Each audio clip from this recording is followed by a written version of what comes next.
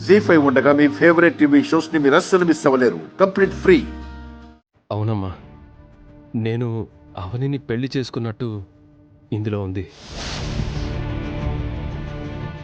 అంటే నేను నిజంగానే పెళ్లి చేసుకున్నానా? నిజమైన పెళ్ళొకటి, అబద్ధమైన పెళ్ళొకటి ఉండదు శ్రీకర్.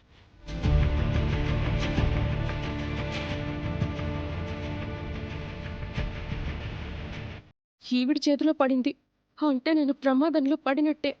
ఇంక నేను తప్పించుకోలేను.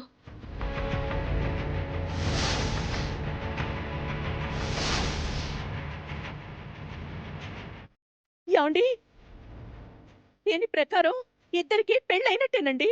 అవును వేద. ఒకసారి లైవ్వండి అత్తయ్య.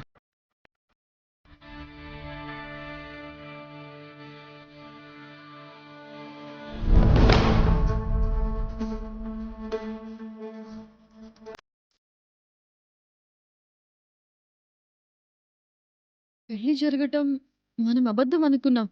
అవని చెప్పింది నిజమా? నేను అవనిని పెళ్లి చేసుకున్నానా? నమ్మలేకపోతున్నాను. వేదవతి గారు ఇప్పుడేమంటారు? శ్రీకర్, ఏంట్రా ఇది? ఇప్పుడు నువ్వు గతం మర్చిపోయిన వాడివి అయ్యుండొచ్చు, కానీ అప్పుడు నువ్వు బాధనే ఉన్నావు కదా.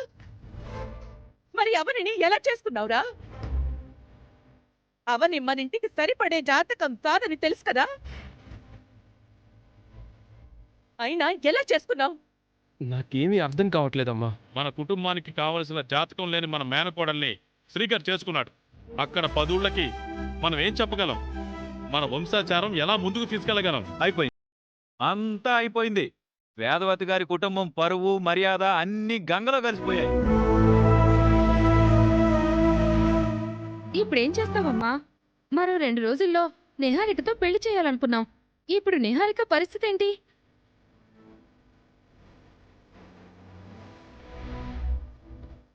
నిహారిక ఎన్నో ఆశలతో మన ఇంట్లో అడుగు పెట్టింది. ఇప్పుడు తాళి కట్టించుకున్న దానికి న్యాయం చేస్తావా? తాళి కట్టించుకోబోయేదానికి న్యాయం చేస్తావా?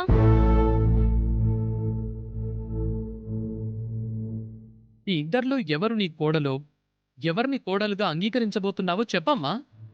నాకేం అర్థం కావట్లేదు. ఇలాంటి పరిస్థితి వస్తుందని నేను అనుకోలేదు. ఇందులో శ్రీకర్ తప్పే కనబడుతుంది. శ్రీకరే మనల్ని మోసం చేశాడు. లేదంటే ఈ విషయం మనతో ముందే చెప్పుండేవాడు కదా. వీటేమైనా అందామంటే వీడికి గతం గుర్తులేదు.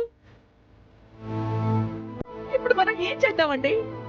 అవనిని కోడలిగా అంగీకరించడం తప్ప మీకు మరో చాయిస్ లేదు వేదవతి గారు.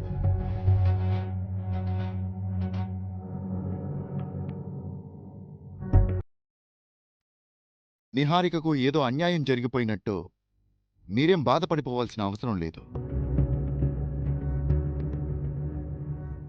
ఈ ఆధారం చూసిన తర్వాత కూడా మీరు అడ్డంగా వెళ్తే కనుక నేను మరో అడుగు ముందుకు వేయాల్సి ఉంటుంది.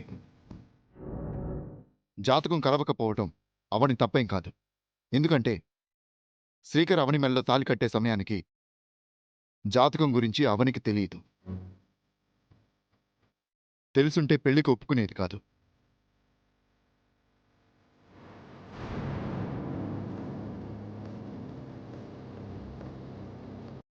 అవనిలో ఎలాంటి స్వార్థమూ లేదు. దయచేసి ఇప్పటికైనా అవనిని అర్థం చేసుకోండి. అమ్మా నిహారిక, ఇంతకు ముందు నేను చాలా సమస్యలకి తీర్పు చెప్పాను, పరిష్కారం చూపించాను. ఈ విషయంలో మాత్రం నాకేమీ పాలు పోవడం లేదు.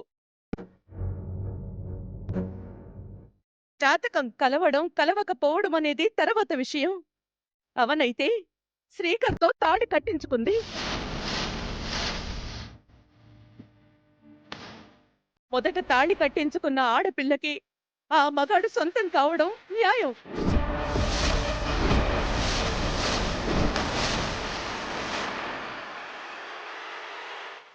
ఏం చెప్పాలో అర్థం కావటం లేదు అంటూనే తీర్పు మొత్తం చెప్పేశావు కదమ్మా. శ్రీకర్ అవనికే చెందాలని,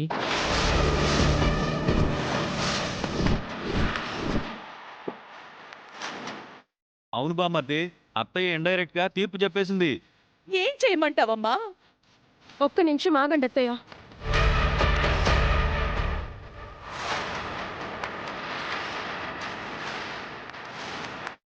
అత్తయ్య, నన్ను బావని విడదీయకండి. గతం గుర్తుకొచ్చిన తర్వాత బావ ఖచ్చితంగా నన్ను పెళ్లి చేసుకున్న విషయం చెప్తాడు. ఇప్పటికీ విడదీసే ప్రయత్నం చేస్తే అందరూ రిస్క్లో పడతారు. ఎందుకు పడతాం?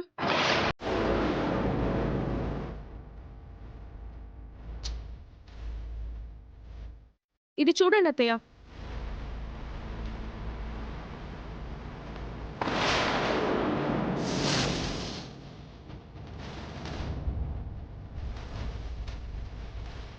అత్తయ్య గారు మామయ్య గారు ఎందుకంత షాక్ అయ్యారు? ఏముంది అందులో?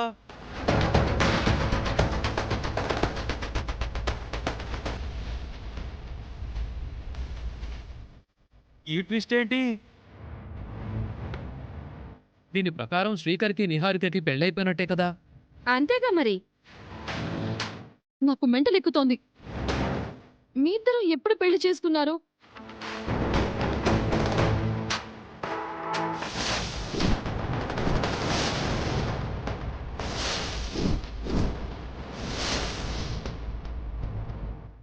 ఇది అబద్ధం. మరి మీరు తెచ్చింది నిజమా? అత్తయ్య, ఈ సర్టిఫికెట్ ని మీరు నమ్మకండి. ఇదంతా మోసం. మోసం చేసింది, మోసం చేస్తున్నది నువ్వు అవని. మీ ఇద్దరికి పెళ్ళైనట్టు ఈ సర్టిఫికెట్ ఏంటమ్మా? మీ ఇద్దరికి పెళ్లి జరగలేదు కదా, మరి ఈ సర్టిఫికేట్ ఎలా వచ్చింది? డబ్బులు పడేస్తే ఇలాంటి దొంగ సర్టిఫికెట్లు వందలు వందలు రెడీ అవుతాయి మామయ్య గారు.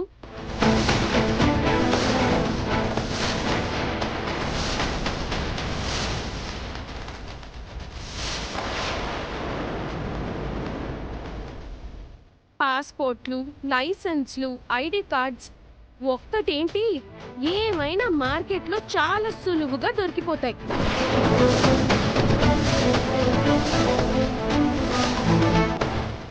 ఒక మ్యారేజ్ సర్టిఫికేట్ సృష్టించుకోవడం పెద్ద సమస్య ఏం కాదు.